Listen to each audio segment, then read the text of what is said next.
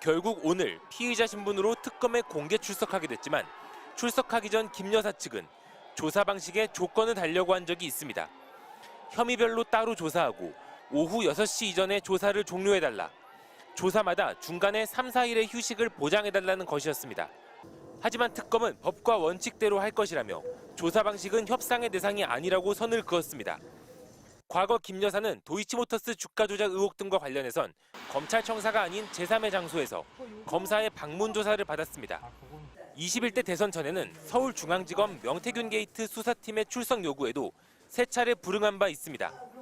하지만 이번엔 특검의 강경한 입장에 김 여사 측은 적극적으로 조사에 응하는 방식으로 선회했습니다. 그동안 수사기관을 대하던 태도와 완전히 달라진 겁니다.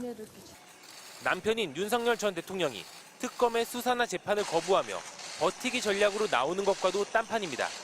윤 전 대통령은 내란 우두머리 혐의만 유죄로 인정되어도 사형이나 무기징역을 받게 됩니다.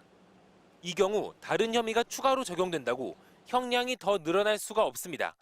그래서 수사나 재판을 거부하며 탄압을 받고 있다는 주장을 계속해도 정치적으로 이득을 볼 뿐 손해볼 게 없다는 판단을 했을 수도 있습니다. 하지만 김 여사는 사정이 다릅니다. 삼부토건 주가 조작 의혹처럼 김 여사와의 연결고리가 아직 불확실하거나 통일교 청탁 의혹 등 물증이 나오지 않은 사건들이 있어 적극적으로 소명을 해야 혐의를 줄일 수 있기 때문입니다. 그래서 김 여사의 출석은 특검의 압박에 밀린 선택이라기보다는 고도의 법률적 대응일 수도 있다는 분석도 나옵니다. MBC 뉴스 김건희입니다. 추가 대면 조사가 불가피한 상황인데 특검팀이 빠른 시일 안에 구속영장을 청구해서 김 여사 신병을 확보하는 방법도 검토할 수 있겠네요. 네, 그렇습니다. 그래서 구속영장을 두고 지금 특검과 김 여사 측 사이에서 고도의 수싸움이 벌어지고 있는 것 같습니다. 네. 구속영장 발부의 기준은 일단 법률상으로는 죄를 저질렀다고 의심할 만한 상당한 사유가 있을 때 증거인멸과 도주의 염려를 감안하게 돼 있습니다.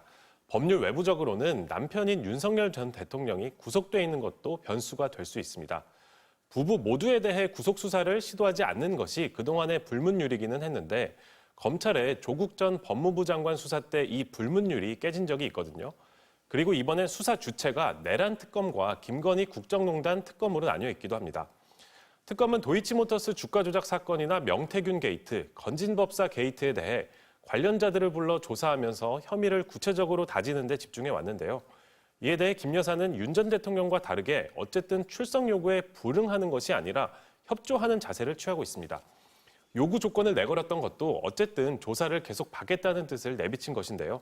즉 도주 염려가 없다는 걸 강조하려는 차원일 수 있습니다.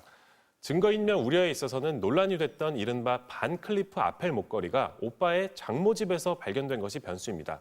엉뚱한 사람의 집에서 발견됐다는 것은 증거인멸 우려로 연결될 수 있거든요. 오늘 조사가 마무리된 뒤 특검이 혐의가 비교적 명확하다고 볼 수 있는 도이치모터스 주가 조작이나 공천 개입 의혹 등으로 바로 구속영장 청구를 할 가능성도 있습니다. 하지만 김 여사가 사실상 특검의 최종 수사 대상인 만큼 영장이 기각되면 수사 동력에 큰 타격이 갈 수밖에 없기 때문에 영장 청구 시점에 대한 특검의 고민이 매우 깊을 것 같습니다. 네, 여기까지 듣겠습니다. 법조팀 윤상문 기자 잘 들었습니다. 조사를 마친 김건희 여사는 어젯밤 8시 50분쯤 특검 사무실에서 나왔습니다. 김 여사는 주로 어떤 점을 소명했는지 묻는 취재진의 질문에 답을 하지 않은 채 건물을 빠져나가 귀가했습니다. 출석에서 귀가까지는 11시간이 걸렸습니다.